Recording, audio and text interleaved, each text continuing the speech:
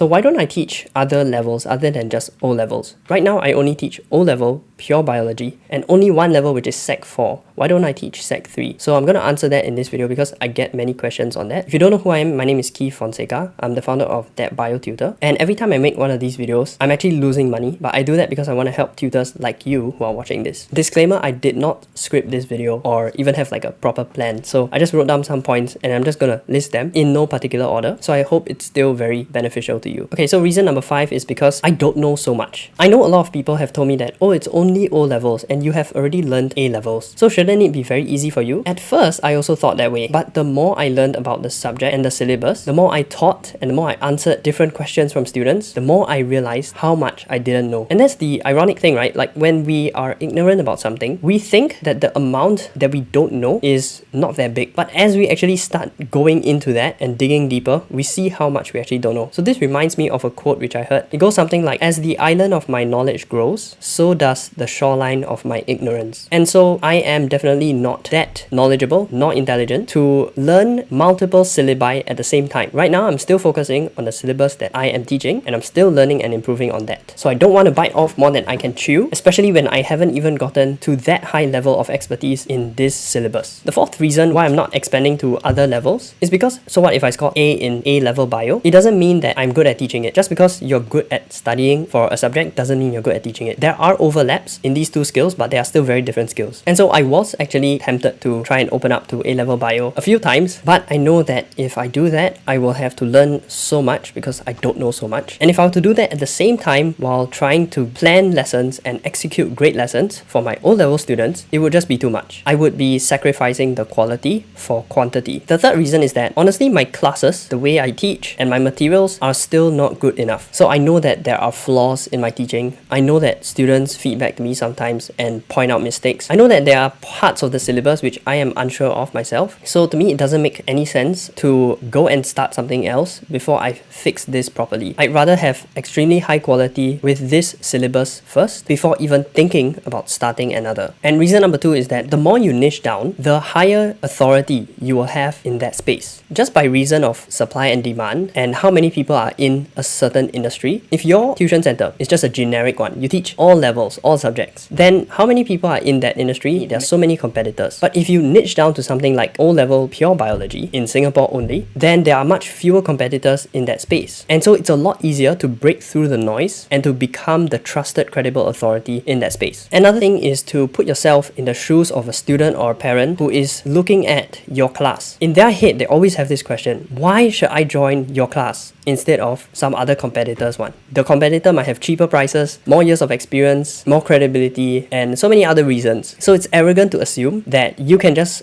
go straight into that field or that industry with so many competitors and still expect people to choose you over those other players who are so much more experienced and have higher credibility than you. So I know that if I did that, if I just expand and open to so many different classes, I would dilute my niche and I would be putting myself in a sea of many other competitors, and it will be just that much harder to stand out from the crowd. So perhaps in future I will expand to other levels and other syllabi, but that will be a long time later. I first need to fix my own stuff, fix my own lessons, and fix my own lack of knowledge. In summary, it's really all about maintaining the quality and increasing the quality instead of just increasing quantity so that you can have more potential students, but the trade-off is that you decrease quality. So which one's going to win in the long run? It's obviously maintaining that high quality. And honestly, as a solo tutor or a small tuition business, you only need that many number of students. You don't need to reach the whole country. 50 students or 100 students is extremely good income for you and your small business already. So if there are more than 50 or more than 100 students in that level across the country, and by the way, there are thousands in that level, then it's really not that difficult to get 50 or 100 students of that level. And so you can meet your income and revenue goals without having to sacrifice the quality just because you want to expand to more markets. I think that's really what a lot of tuition centers do at the start, which is that they sacrifice the quality for the quantity and for the potential short-term increase in income. So what I would advise you to do,